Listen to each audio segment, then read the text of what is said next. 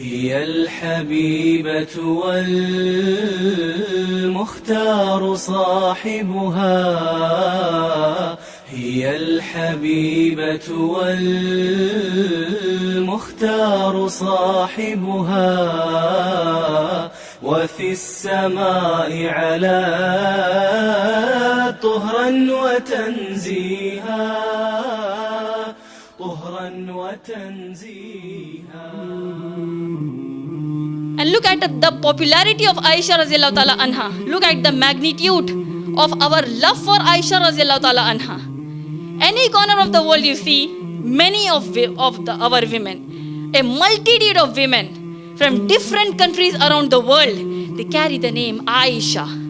They Christian themselves, they name themselves by the name Aisha.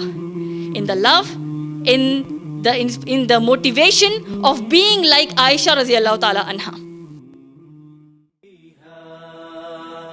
على الحرير أتاه جبريل يحملها إلى الرسول من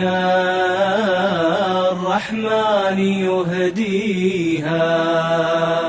على الحرير أتاه جبريل يحملها إلى الرسول من الرحمن يهديها. بحر من العلم لا. Bismillahirrahmanirrahim. Assalamu alaikum wa rahmatullahi wa barakatuhu.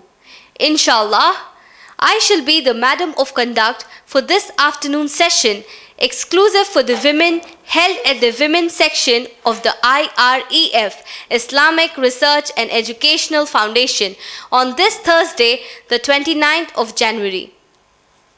I welcome all my respectable sisters to the Women's Section of the IREF in this propitious gathering of an English talk followed by a question and answer session of Sister Amtul Mateen, leading female speaker and the manager administration of the Women's Section of the IREF on the topic the third wife of Muhammad sallallahu alaihi wasallam, Aisha radhiyallahu ta'ala anha, the mother of the Muslims.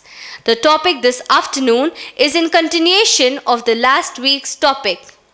Inshallah, the talk on the Sirat of Aisha radhiyallahu ta'ala anha shall continue even the next Thursday. MashaAllah, this is a unique opportunity for all of you to learn about the beloved wives of our beloved Muhammad sallallahu alaihi wasallam, who have been referred to as the mothers of the believers by Allah in the glorious Quran in Surah Ahzab, Surah number 33, ayat number 6. Our world today is full of malaise.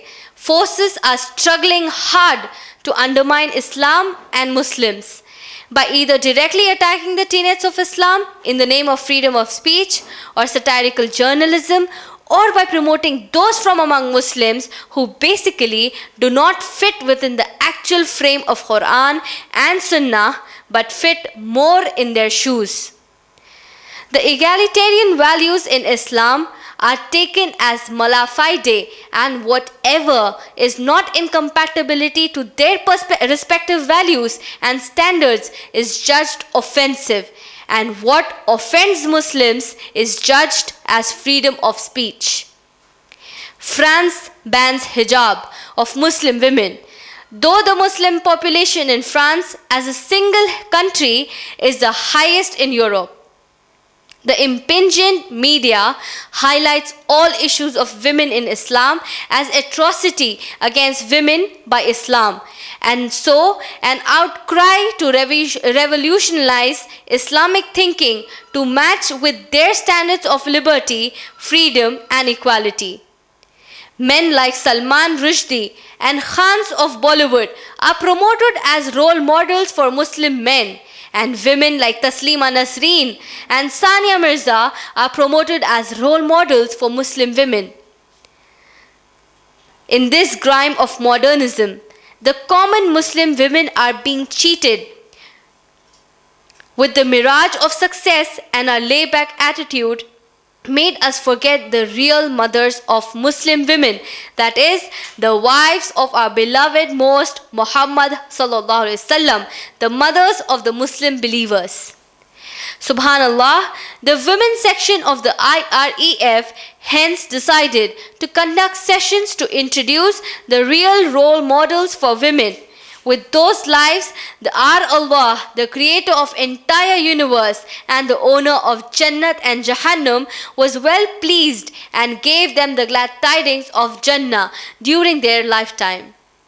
Alhamdulillah, Sister Amtul Mateen, under a series of talks, shall introduce to all of us the lives of the wives of Muhammad sallallahu alaihi wasallam, so that we are reminded of our duties as Muslim women, and so that we reach our success in the lives of the mothers of the believers and not in lives of those highlighted by the anti-Islamic media. Inshallah, Sister Amtul Mateen's talk this afternoon shall be followed by question and answer session, the rules for which I shall read out after her talk.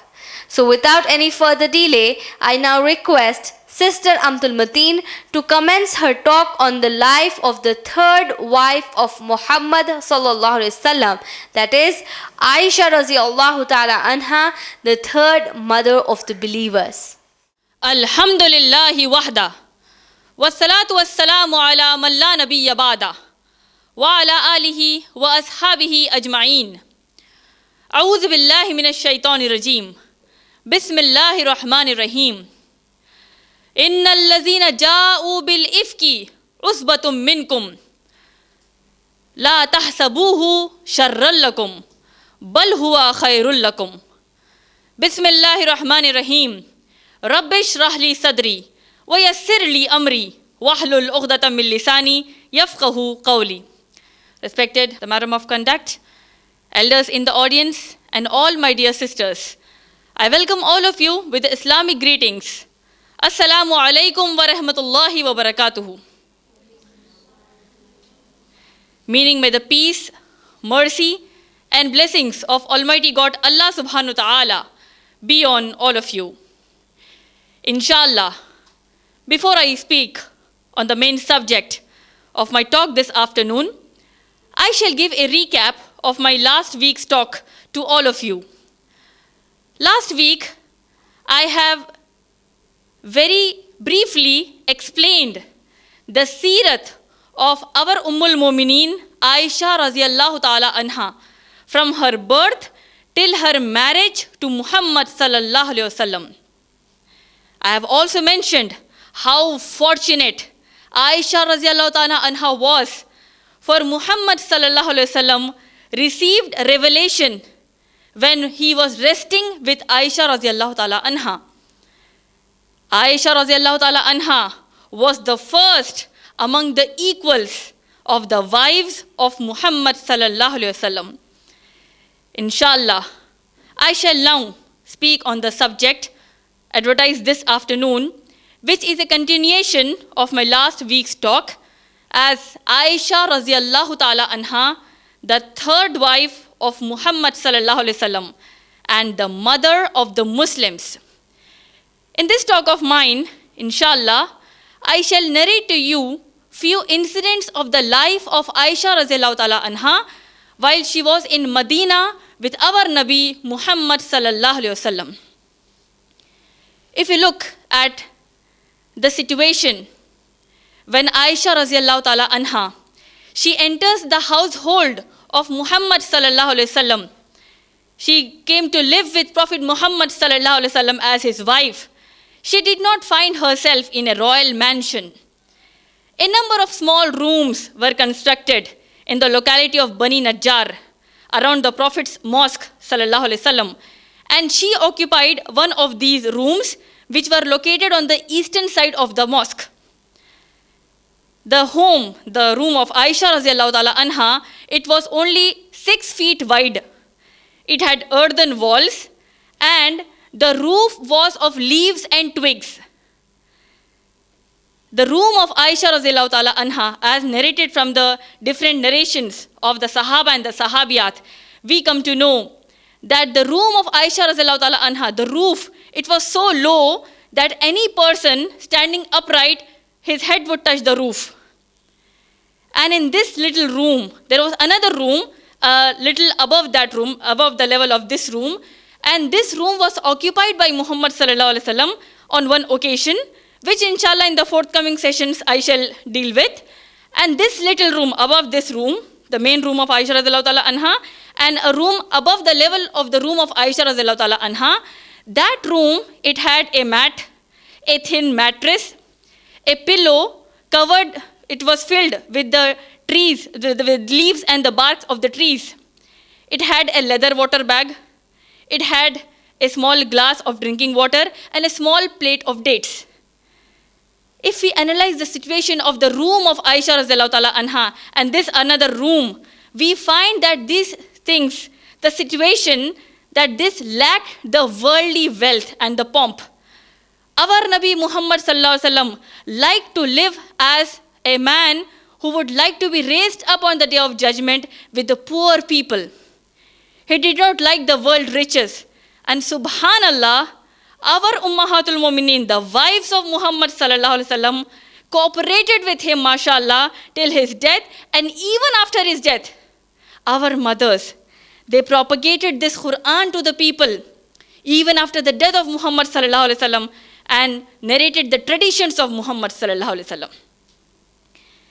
If we analyze the series which we are taking here on Mu'mineen, the mothers of the believers, mashallah, we are entering into an amazing world, a world which is shining for us as the brightest moon in the night. We are listening about our mothers, which unfortunately, since our birth, since the time we gained our senses, we have hardly heard about them, to the extent that we didn't knew that we have to be like them, mashallah. Coming to the life of Aisha radhiyallahu ta'ala anha, we find Allah's Messenger Muhammad sallallahu alaihi wasallam said, if you read Sahih Bukhari, volume number 7, hadith number 5819, Allah's Messenger sallallahu alaihi wasallam said, the superiority, the fazilat of Aisha radhiyallahu ta'ala anha over other women is like the superiority of sarid, a dish, a food dish, is the superiority of sarid over the other dishes. Prophet sallallahu alaihi wasallam says, the superiority, the fazilat of Aisha radhiyallahu ta'ala anha over other women is like the superiority of sarid, a dish, over the other dishes. Sarid, it is an Arabian dish, which is very popular, and it is the most important and popular Arabian dish. And we find this dish, it is still popular in Arabia, the Arabian and the Gulf countries. And this dish, what are we trying to learn from this hadith of Prophet sallallahu alaihi wasallam? The superiority of Aisha radhiyallahu ta'ala anha. Sarid, this dish, it is made of meat and bread. So it has both carbohydrates and proteins and many other nutrients. Our Nabi Muhammad sallallahu alaihi wasallam is telling the women in specific that Aisha radhiyallahu ta'ala anha, she is a complete example for you. An example for you to follow till your death. You really want to be a woman who is pleased, whom Allah is pleased with? Be like her, Aisha radhiyallahu ta'ala anha. And look at the popularity of Aisha radhiyallahu ta'ala anha. Look at the magnitude of our love for Aisha radhiyallahu ta'ala anha.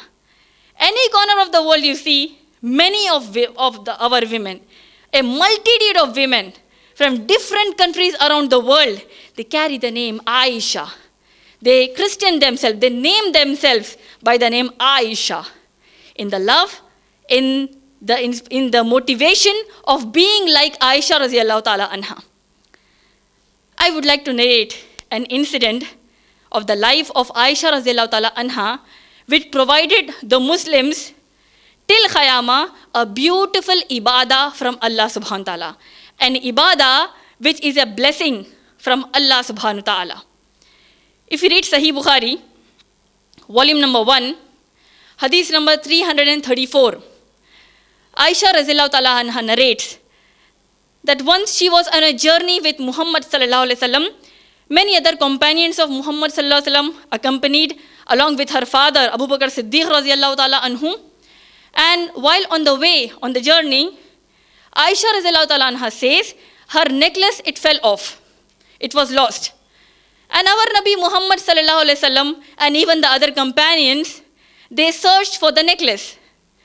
And by the time they were searching for the necklace, the time for Fajr had come. And they reached a place while searching for the necklace. The Sahaba, our Nabi Muhammad sallallahu alaihi wasallam and Aisha radiallahu ta'ala anha, they came at a place where there was no water. They were searching for the necklace. They came at a point where there was no water and the Fajr time had arrived. The companions, they are worried that Fajr might miss because there is no water here. What to do now? Allah's Messenger sallallahu alaihi wasallam, he was resting on the lap of Aisha radiallahu ta'ala anha in the tent. And Abu Bakr Siddiq radiallahu ta'ala anhu, the father of Aisha radiallahu ta'ala anha, he comes to Aisha radiallahu ta'ala anha. He admonishes her, scolds her in the love of Muhammad sallallahu alaihi wasallam. He hit her on the other side of the lap in the love of Muhammad sallallahu alaihi wasallam and as a father of Aisha radiallahu ta'ala anha, saying that this is what you have done. You lost the necklace and see, we are here, we are about to miss our Fajr. At this point of time, Allah subhanahu wa ta'ala reveals the ayat of tayammum, the dry ablution which we do, the wuzu, the ablution which we do with water. Allah subhanahu wa ta'ala reveals in the Quran, Surah Ma'idah, Surah number 5, ayat number 6, that if you do not find water at a place, then with the earth you can do ablution, you can do the wuzu. And the same companions who were worried that they would miss their Fajr, the same Abu Bakr Siddiq radiallahu ta'ala anhu, who was worried and was angry with his daughter, the same companion started praising Aisha radiallahu ta'ala anha, thanked Aisha radiallahu ta'ala anha. Even the father Abu Bakr Siddiq radiallahu ta'ala anhu, he was very happy that an ayat is revealed as a blessing just because of Aisha radiallahu ta'ala anha. A noted companion, Asid bin Hudayr radiallahu ta'ala anhu, he says, as mentioned in Sahih Bukhari, volume number 1, hadith number 334, 335 and 336, Asid bin Hudayr radiallahu ta'ala anhu says, O family of Abu Bakr Siddiq radiallahu ta'ala anhu, many a times whenever anything happened with your family, if something happens with your family which is not good, Allah sends a blessing upon you and it is a benefit for the whole ummah. One necklace missed, the whole Sahaba are searching, Muhammad sallallahu alaihi wasallam is searching, Allah reveals the ayat of tayammum, mashallah. But why did he say that? Why did the companion say that whenever you are into some trouble, Allah takes you out of that trouble and bestows blessings upon this ummah? It was in connection to another major incident in the life of Aisha radiallahu ta'ala anha, in the life of our Nabi Muhammad sallallahu alaihi wasallam. What is that incident? In the 5th year of Hijrah, in the 5th year of the migration from Makkah to Medina, we find a very historic incident occurred, which is a part of Islamic history known as the event of Ufuk, the event of the slander against Aisha radiallahu ta'ala anha. We must have heard this incident many a times into bits and pieces, or sometimes as a whole we must have read the hadith. But the intention of taking this hadith into account, to narrate this hadith, to narrate the story of Aisha radiallahu ta'ala anha and the incident, the intention is to make all of us realize, to take lessons from this incident. If you read Sahih Bukhari, volume number 5, hadith number 4141, Aisha radiallahu ta'ala anha, she narrates that whenever Prophet Muhammad sallallahu alaihi wasallam went on any journey, he would draw lots to select one of the wives of his, and whoever the lot felt, he would take that wife with him on any journey. On one such journey, Aisha radiallahu ta'ala anha narrates that she was the one selected by the casting of the lots, that she was to accompany Muhammad sallallahu alaihi wasallam. When Prophet Muhammad sallallahu alaihi wasallam, along with Aisha radiallahu ta'ala anha and all the other companions, they were returning from the ghazwa, from the military expedition. They completed the expedition and they returned from the military expedition. They were returning to Medina.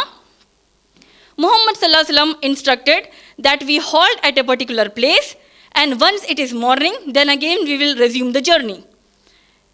Aisha radiallahu ta'ala anha narrates that her conveyance for this journey, it was a camel, and a palanquin like a thing, something like a palanquin, was kept on the back of the camel that carried Aisha radiallahu ta'ala anha.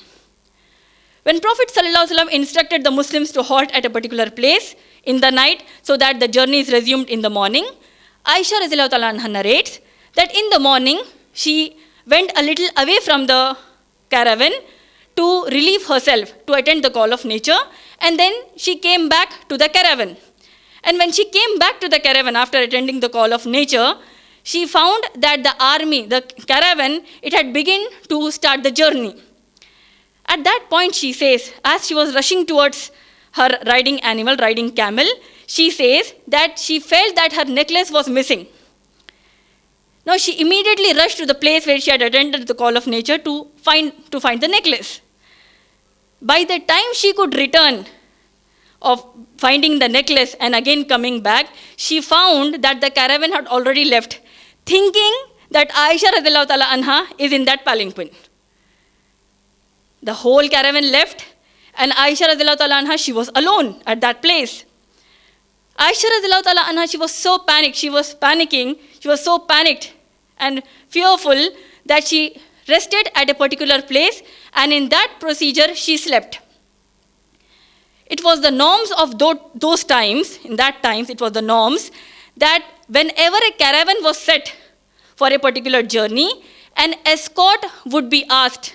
A person as an escort would be told to start his journey 2 to 3 days late, so that once the caravan it moves that place, anything with the things which the caravan had dropped, he would pick that things and get back to the caravan. Aisha radiallahu ta'ala anha narrates that Safwan radiallahu ta'ala anhu, a companion of Muhammad sallallahu alaihi wasallam, he was an escort for this journey. And the moment Safwan radiallahu ta'ala anhu, while seeing that something might have been left here, when he reached the place of Aisha radiallahu ta'ala anha, who was resting in sleep, he immediately recognized her and he said the istirja, meaning he said, Inna lillahi wa inna ilayhi raji'un. He said this loudly. He mentioned the ayat of the Quran, Surah Baqarah, Surah number 2, ayat number 156. Inna lillahi wa inna ilayhi raji'un. Meaning, to Allah we belong and to Allah we will return. The moment Aisha radiallahu ta'ala heard this, she immediately got up. And Aisha radiallahu ta'ala anha, she swears by Allah that apart from this istirja, meaning these words of Safwan radiallahu ta'ala anhu, that inna lillahi wa inna ilayhi raji'un, he did not utter a single word, nor did Aisha radiallahu ta'ala anha communicate with him till that journey and throughout the whole incident. The moment Safwan radiallahu ta'ala anhu, he was riding on his camel, he got down of the camel, got in front of the camel, giving an indication that she shall on the camel. Aisha radiallahu ta'ala anha, she sat on that palanquin of that camel, and Safwan radiallahu ta'ala anhu, he was leading that camel. They were traveling fast enough to reach the caravan which was camped at another place. Now when the people, they saw Aisha radiallahu ta'ala anha on that camel and Safwan radiallahu ta'ala anhu leading that camel, and Aisha radiallahu ta'ala anha, she got off the camel and went to her place. This was enough for the hypocrites for their mudslinging. Aisha radiallahu ta'ala anha says, this was enough for the hypocrites for their mudslinging, allegations and blaspheming me. The whole of Medina was filled with this evil talk of the people, and the one who was leading that was the Abul Munafiq, the leader of the hypocrites, Abdullah ibn Ubay. He spread the gossip, Nauzubillah, astaghfirullah, that Nauzubillah, Aisha radiallahu ta'ala anha, she is a loose woman, astaghfirullah. Her character was suspected, astaghfirullah. The people of Medina, there was a wave of tension on Medina. People, they were in doubts. There were people, the hypocrites, believing in this evil filth. And that reached the ears of our Nabi Muhammad sallallahu alaihi wasallam. Aisha radiallahu ta'ala anha, when she said that these people blasphemed against me without realizing the impact it can have on the noblest of the character, on our Nabi Muhammad sallallahu alaihi wasallam. The moment this news reached Muhammad sallallahu alaihi wasallam, naturally he was extremely disturbed. Aisha radiallahu ta'ala anha narrates, ignorant of the fact, she didn't knew that this is what is happening in Medina. She went to her parents' place. She was ill for about 1 month. She was there in her parents' home, and then she returned to the house of Muhammad sallallahu alaihi wasallam after 1 month. And then once she went with one of the old ladies of Medina by the name, the mother of Mistah. Mistah was a companion of Prophet sallallahu alaihi wasallam who was also involved in this mudslinging, who was also involved in this filthy talk about our mother Aisha radiallahu ta'ala anha. Hamna bint Jahash, Hasan bin Thabit, and Mastah bin Asasa. These companions of Prophet sallallahu alaihi wasallam, they were involved in this mudslinging, in this filthy talk about Aisha radiallahu ta'ala anha. And once when Aisha radiallahu ta'ala anha, she was going to attend the call of nature with the mother of Mastah, the one who was into this mudslinging, she fell down. And the moment she fell down, she started cursing her son. Aisha radiallahu ta'ala anha, she didn't know that this is what is happening behind her back. She says, why are you cursing your son? He was one of the companions of Prophet sallallahu alaihi wasallam who fought in the battle of Badr. He deserves respect. Don't speak about your son like that. And it is then the mother of Mastah, she says, you don't know what is happening? You don't know what the people of Medina are telling about you, Ummul Mu'mineen? This is what is happening. She narrates the whole incidents, what the people are uttering with their mouths, with their filthy talks about our mother Aisha radiallahu ta'ala anha, the beloved wife of the Rahmatul lil Alameen, Muhammad sallallahu alaihi wasallam. And Aisha radiallahu ta'ala anha, she was so shocked. She was so shocked that she went to Prophet Muhammad sallallahu alaihi wasallam requesting that she want to return to her parents. She didn't utter a single word. She went to her parents' house to confirm that is this what is happening here? Is this what the people are going to these depths of cruel behavior? To this utter chaos in the society? And then the parents, our Abu Bakr Siddiq radiallahu ta'ala anhu, Ruman, the mother of Aisha radiallahu ta'ala anha, Ruman radiallahu ta'ala anha, she even says that this is what is happening here. And Aisha radiallahu ta'ala anha says, I kept on weeping. I was crying. I cried the whole day. I cried the whole night. Night after night I was crying of what they're telling about me. And then she says, she was crying so much that her parents thought that my liver would burst. She was so shocked by this incident. So shocked that how can people even utter such statements? Alleging against our Ummul Mu'mineen. She was crying, and the third morning, our Nabi Muhammad sallallahu alaihi wasallam enters upon the home of Abu Bakr Siddiq radiallahu ta'ala anhu. He comes inside, Aisha radiallahu ta'ala anha, she's sitting on the bed, and Allah's Messenger sallallahu alaihi wasallam looks at Aisha radiallahu ta'ala anha. With all the filth he's hearing from the people, he is very disturbed. His beloved wife, the one whom he loves the most, and people are character assassinating your wife. He's disturbed. He's very sad. And then he looks at Aisha radiallahu ta'ala anha. He enters. He says, Assalamu alaikum. May peace be upon you. Assalamu alaikum wa rahmatullahi wa barakatuhu. He recites the tashahhud. He says, Ashhadu an la ilaha illallah wa anna Muhammadur Rasulullah. And then our beloved Muhammad sallallahu alaihi wasallam says, Ya Aisha, oh my wife Aisha, radiyallahu ta'ala anha, I have heard such and such thing about you. Look at the situation, my sisters. This is happening in the family of Muhammad sallallahu alaihi wasallam. Ya Aisha, Ummul Mu'minin, Muhammad sallallahu alaihi wasallam says, Ya Aisha, radiyallahu ta'ala anha, I have been told such and such thing about you. Muhammad sallallahu alaihi wasallam says, if you are innocent, then Allah will prove your innocence. But if you have committed a sin, then seek forgiveness from Allah subhanahu wa ta'ala. For whenever a servant commits a sin and seeks forgiveness from Allah, Allah forgives his sins. Aisha radiallahu ta'ala anha says, the moment Muhammad sallallahu alaihi wasallam said these words, my tears, they ceased completely. They were stopped completely. Not a single drop in my eye. And then Aisha radiallahu ta'ala anha, she was so shocked. She was speechless. She could not move. She could hardly move. She says, oh my father, Abu Bakr Siddiq radiallahu ta'ala anhu, please respond to Muhammad sallallahu alaihi wasallam on my behalf. It's an emotional situation. Abu Bakr Siddiq radiallahu ta'ala anhu says, I do not know anything what to say to my Nabi Muhammad sallallahu alaihi wasallam. She turns to her mother, Ruman radiallahu ta'ala anhu. Oh mother, Ruman radiallahu ta'ala anha, please speak on my behalf to Muhammad sallallahu alaihi wasallam. She says, by Allah, I do not know anything to speak to my Nabi Muhammad sallallahu alaihi wasallam. And then our Ummul Mu'mineen Aisha radiallahu ta'ala anha, she says, by Allah, if I were to say that I am innocent, people would not believe me.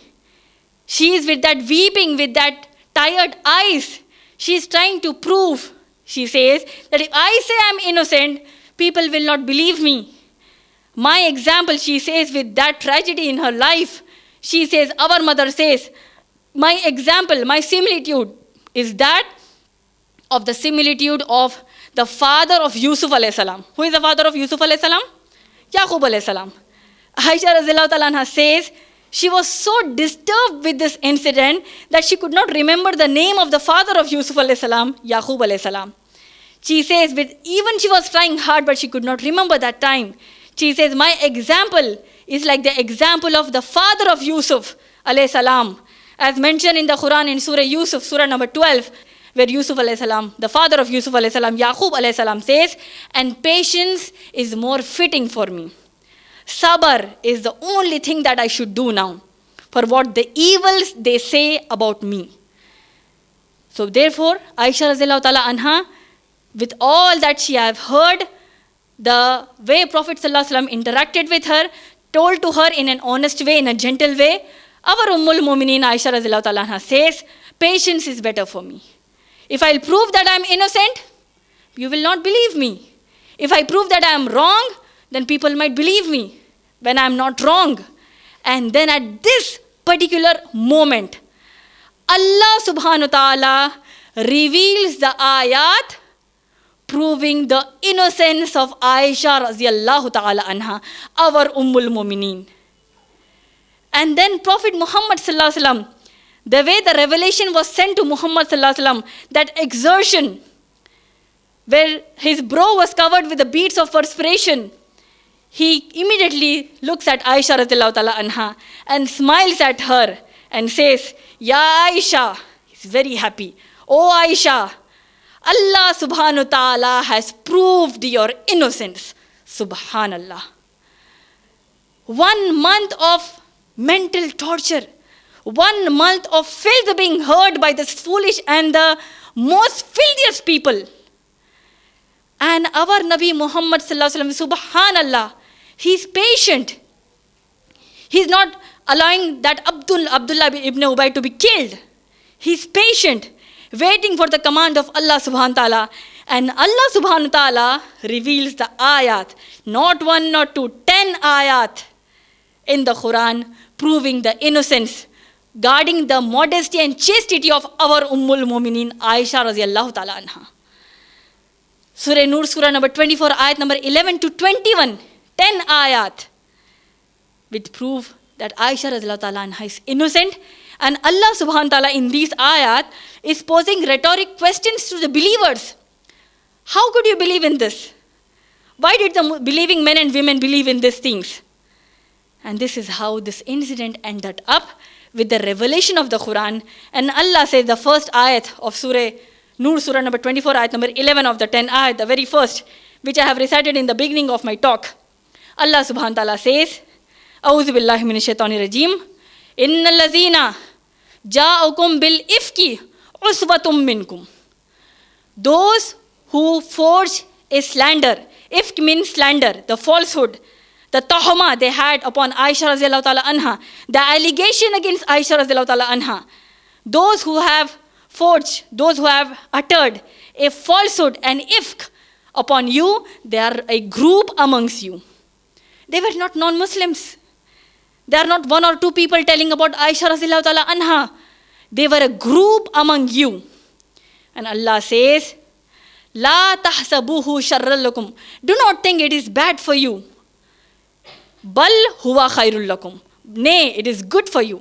Meaning to say, Allah subhanahu wa ta'ala is giving us a lesson for life, for our whole life. The moment you stick to this Quran, the moment you adhere to the teachings of the Quran, you adhere to the sunnah of Muhammad sallallahu alaihi wasallam, the people, they will make allegations against you. They will blaspheme you. They will make you a source of mocking, a laughing stock out of you. And just imagine, see, we are so sinful. We are born in this age where there is sin everywhere. And all of us, if we analyze, every one of us, we are into any of sins. Many of the sins, may Allah forgive all of us, inshallah.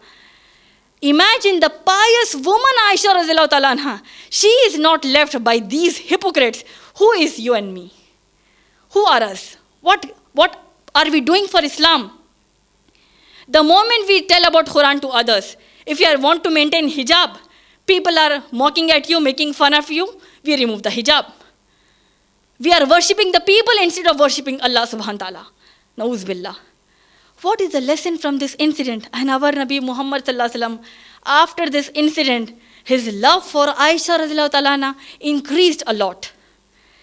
And when the parents of Aisha radiallahu ta'ala anha, when they heard that this is the revelation for their daughter, Aisha radiallahu ta'ala anha, they say, Aisha radiallahu ta'ala anha, go and meet, thank Muhammad sallallahu alaihi wasallam. Our Ummul Mu'mineen says, I thank Allah subhanahu wa ta'ala for he revealed my innocence in the Quran. MashaAllah. What do we learn from this incident? There are many things which we can learn from this incident. One of them is, when people, when they say anything about us which is not true, character assassination which is done in the people, amongst the people, that is what you and me are doing. May Allah make us protect from those things. We gossip a lot, and that is what Abdullah bin Ubay was doing. We gossip a lot, the women in general, we backbite. What is backbiting? Backbiting means something which we are telling about a person which he had already done, and we are telling it behind his back. What is tohma? We are telling about something about a person which he had not done. And tohma is one of the grievous sins in Islam. Saying that this girl, she's having an affair with somebody. This boy, he's having an affair with someone. I have a doubt on my husband. I have a doubt on my wife. And then discussing it with others. What are we doing? We being so sinful, yet with our Ummul Mu'mineen being so pious, there was allegation against her. What are you and me? So what do we learn from the life of Aisha radiallahu ta'ala anha? No matter what, after 1 month of mental stress, Aisha radiallahu ta'ala anha, she quotes the Quran saying, patience is better for me. Wallah, for every man and woman, for every Muslim I say, once you adhere to the teachings of the Quran, Allah subhanahu wa ta'ala will raise your level in this world and in the hereafter. What was the feedback of the companions in this situation where Muhammad sallallahu alaihi wasallam is being told so much bad about his wife Aisha radiallahu ta'ala anha? Allah's Messenger sallallahu alaihi wasallam consults his other wives, Zainab bint Jahash radiallahu ta'ala anha, which inshallah in my future talks I shall be dealing with. But when Zainab bint Jahash radiallahu ta'ala anha, she was in competition with Aisha radiallahu ta'ala anha. Even she was very beautiful. She was among the equals, she was the next after Aisha radiallahu ta'ala anha. There was a competition spirit between them. And Zainab bint Jahash radiallahu ta'ala anha, she says, O Prophet sallallahu alaihi wasallam, you're asking me about Aisha radiallahu ta'ala anha? Wallah, I have never seen anything evil in her. Whatever I have seen in her life, it is extremely good. There can never be anything evil in her life. Can you imagine the importance of witness in Islam? At this point of time, there are many who would misuse the situation. But our Ummul Mu'mineen, Zainab bint Jahash radiallahu ta'ala anha, she had that compassion for Aisha radiallahu ta'ala anha. And she said, she defended saying, these people are saying filth. "O Nabi, my husband Muhammad sallallahu alaihi wasallam, your wife Aisha radiallahu ta'ala anha, she is free from all the evil these people are uttering." So what should we do now? Once we know about these incidents of Aisha radiallahu ta'ala anha, there are people who are still alleging against our Ummul Mu'minin Aisha radiallahu ta'ala anha. We need to wake up and tell these people how pious, how modest our mother Aisha radiallahu ta'ala anha is. If you are not doing this, then we will be answerable on the day of judgment. With this, I would like to conclude my talk. Wa akhiru da'wan alhamdulillahi rabbil alameen. Inshallah, as the Madam of Conduct of this session, I shall read out certain rules and regulations to be maintained by the questioner. The first and foremost rule is that the question is highly appreciated in English language. The questioner must say her name and qualification before posing the question. She shall ask the question in brief and shall not make it a lecture. Her questions must be related to non-controversial and non-political issues. Her questions shall not be personal attacks on anyone at any given point of time. If she has more than one question, she will have to wait for her turn in a queue till her turn comes. Questions on slips will not be entertained. As the Madam of Conduct, I am fully authorized to interrupt the questioner and suspend her question or ask the speaker not to reply the question. So, shall we take the first question, please? Assalamu alaikum wa rahmatullahi wa barakatuhu. My name is Nafis Fatima. I am from Malakpet. I am a housemaker. I want to know if Aisha Raziyallahu Ta'ala anhu had children or no, because I have not heard. Walaikum salam wa rahmatullahi wa barakatuh. Sister has posed a question that she wanted to know whether Aisha radiallahu ta'ala anha, she had any children. That is your main question. Yes.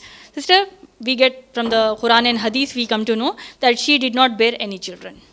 Jazakallah khair. I hope I have answered your question.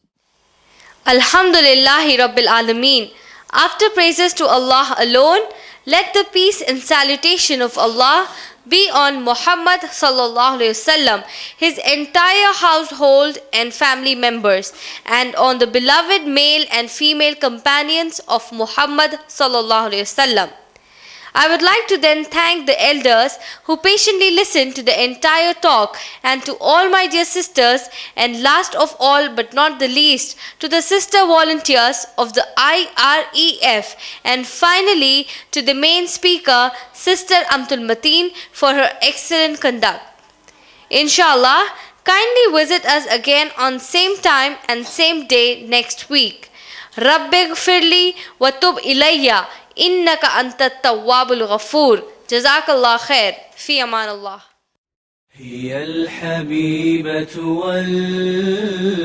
والمختار صاحبها هي الحبيبة والمختار